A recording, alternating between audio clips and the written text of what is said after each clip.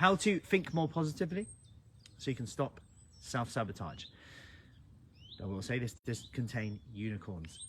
Good morning. If you're coming in, give me a hello. If you're on replay, drop in replay. So we just finished one of our live workouts this morning as well. It's just going on in the studios.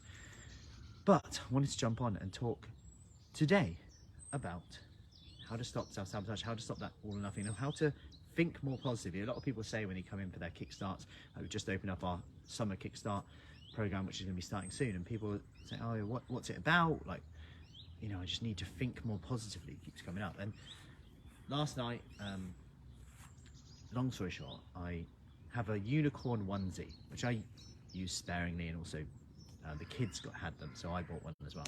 They've grown out of them now, so it's a bit awkward. Morning, Pippa, because I've got a onesie unicorn, the kids haven't, because they've grown out of them. So I've got a unicorn onesie, my kids haven't. Bit weird. Anyway, they got the unicorn onesie out last night, and they said, oh, when are you coming up to do the unicorn, the Easter unicorn? I don't know where they got that from. I definitely didn't make up a story about the Easter unicorn. Anyway, of course I did.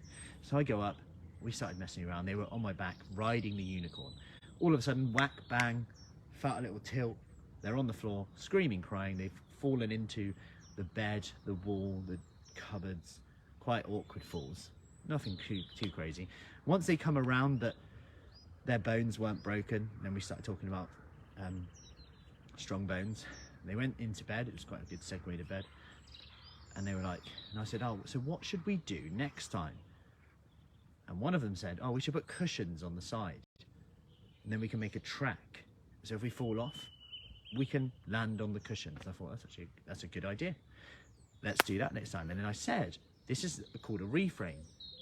When something perceived negative, something sad happens, something that you find stressful happens, you've got two options. You can see it as just negative, or you can ask what's positive about it. A reframe. And this is a key thing. And if you look in psychology of outlook, happiness, people able to find the positives in things and lessons in things, so you can get better from it. Because I said, without that moment of falling, you would never have probably came up with that idea. That's why falling can be a good thing. And this is the point of this. Think how many times you have a bad breakfast, a bad meal, a bad snack, a bad day, and we write off the weekend.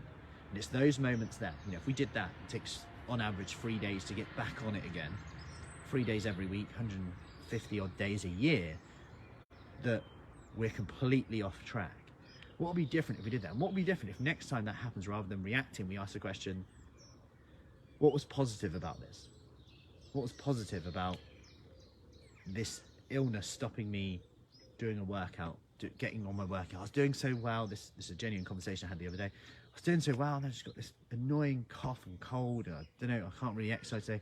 So frustrating. Okay, what's positive about it? Well, the positive thing is I've got more time at home to prep my meals and make some frozen meals, so that when I'm really busy again, when I keep saying I'm struggling to eat well because I'm so busy, I've got something straight in there.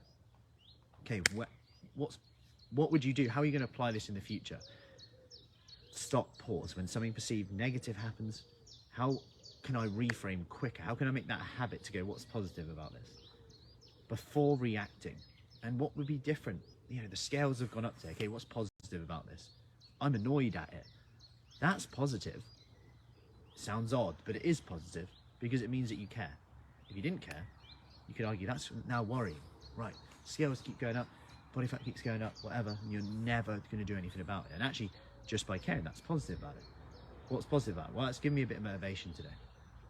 I've been told I'm pre-diabetic. What's positive about that? Well, it's actually made me think, you know, I need to do something now. I needed to hear that today because I've caught it early. When you catch things early like this is where the magic can happen. We know this from research. In the research on low-calorie diets, on diet, lifestyle, can have a massive impact if you catch it early. And that's the key thing. How often can you reframe? Ask that question, what's positive about this?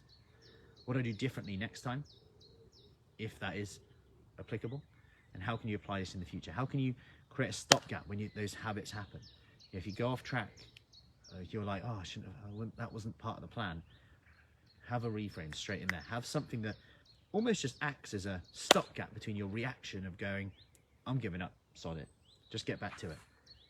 So anyway, have an awesome weekend. Any questions, do let me know. and I'll see you soon.